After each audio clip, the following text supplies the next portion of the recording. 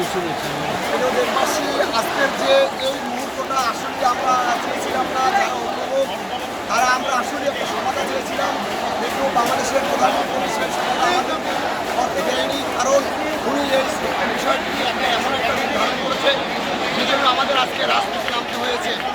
যখন এই ছাত্ররা যখন প্রধানমন্ত্রী করেছে তখন যদি মাননীয় প্রধানমন্ত্রী বলতেন যে মুক্তিযোদ্ধার সন্তানরা আমাদের এই দেশের সন্তান, যারা ওটা আন্দোলন করছে তারাও সন্তান, তারাও আমাদের সন্তান, এবং এই তাদের সঙ্গে সকলের অর্থায়নে এই দেশ পরিচালিত হয়।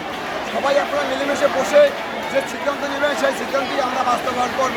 কিন্তু প্রধানমন্ত্রী সহ তার অঙ্গ সংগঠনের সবাই সেটা বললেন না। তারা বললেন কি সবাইকে রাজাকার বলে আখ্যায়িত করলেন। আসলে এটা দুঃখজনক। আর যার ফলশ্রুতি আজকে যেহেতু হত্যা হয়েছে, এই হত্যার জবাব কে দেবে? আমার জাতির কাছে প্রশ্ন, যারাই হত্যা হয়েছে তাদের ব্যথা বেদনা আসলে যাদের হত্যা হয়েছে তারাই জানে। তাই আমরা চাই যে এই হত্যাকে কীভাবে বাস্তবায়ন করা না, এই হত্যায় কীভাবে বিচার সুষ্ঠুভাবে হোক, এই দেশের মানুষের দাবি কীভাবে বাস্তবায়ন হোক সেটাই আমরা চাই। আমরা অভিভাবকের পক্ষ থেকে আমরা চাই না যে আমাদের একটা সন্তান হত্যা হোক, কারণ যে মায়ের বুক খালি হয় তারাই শুধু জানে যে সন্তানের কত দরদ, তাদের কাজী কেউ জানবে না। আমি চাই যে শেখ হাসিনা তখনই বুঝতো তার ছেলে শহীদের জয় এবং পুত্র যদি হত্যা হতো। কারণ সবচেয়ে বড় দুঃখ লাগে যেভাবে হত্যা হয়েছে পৃথিবীর ইতিহাসে এভাবে হত্যার নজির কোথাও নেই।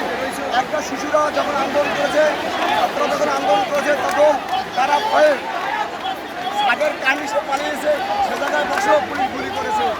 একটা লোক 3 তলায় রয়েছে তার বাচ্চাকে নিয়ে, সে জায়গায় হত্যা হয়েছে। একটা ছাত্র যদি তার নিজের স্বেচ্ছায় বলে আমাকে গুলি করেন, তখন সে জায়গায় গুলি করাটা কি পৃথিবীর সবচেয়ে মানবিক একটা খারাপ দিক, সবচেয়ে মানবিক জঘন্যতম একটা খারাপ দিক, এটা মানবিক হতে পারে না। কাজী আজকে যে আন্দোলন হয়েছে সেই আন্দোলন এই সরকারের ব্যর্থতার আন্দোলন। আজকে যে আন্দোলন হয়েছে জনগণের দাবির আন্দোলন। আমরা চাই এই দাবি বাস্তবায়ন করা এবং এই সরকারের যে বিচার হয় সেই বিচার হয়ে একে পদক করা। আমরা হত্যা চাই না, আমাদের সরকারকে হত্যা চাই না। আমরা চাই তারা লেখাপড়া করুক, তারা দেশের ভবিষ্যৎ, এবং ওবায়দুল কাদের সহ সমগ্র মন্ত্রী যারা এলোমেলো কথা বলেন সবাইকে পদত্যাগ সহ এই দেশের সুষ্ঠু সুন্দরভাবে একটা নির্বাচনের মাধ্যমে একটা জনপ্রতিনিধি সরকার গড়ে তুলুক।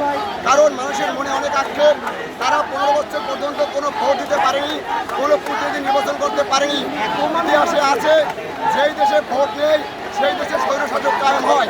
কাজে এই দেশ স্বৈরশাসক কায়েম হয়েছে, মানুষ নির্বিচারে হত্যা করেছে, মানুষ জেলে রেখে যে নির্মম রিমান্ডের নামে যে নির্যাতন করা হয়েছে এটা পৃথিবীর ইতিহাসের একটি কলঙ্কময় অধ্যায়। কাজী এই আন্দোলন এখন কোনো বিএনপি, আওয়ামী লীগ, জামাত, জাতীয় পার্টির হাতে নেই। পৃথিবীর কোনো সংস্থার কাছে এই আন্দোলনকে দমাবার মতো কোনো ক্ষমতা নেই। কাজে আন্দোলনের একমাত্রই পথ হলো এই সরকারের পদত্যাগ। এই সরকারের পদত্যাগ ছাড়া এই আন্দোলন কখনই দমানো যাবে না। আমরা অভিভাবকের পক্ষ থেকে আগামী দিনের যে লাগাতার অসহযোগ আন্দোলন, সে আন্দোলনের অভিভাবকের পক্ষ থেকে আমি আহ্বান জানাচ্ছি, সবাই যার যেখানে আছেন সে জায়গায় বসে সেই আন্দোলনে আপনারা অংশগ্রহণ করবেন এবং এই আন্দোলনের মাধ্যমে এই সরকারের পদত্যাগ নিশ্চিত করে আমরা ঘরে ফিরবো। এর বিকল্প কোনো পথ নেই। আল্লাহ হাফেজ, সবাই ভালো থাকুন, সবাই সুস্থ থাকুন।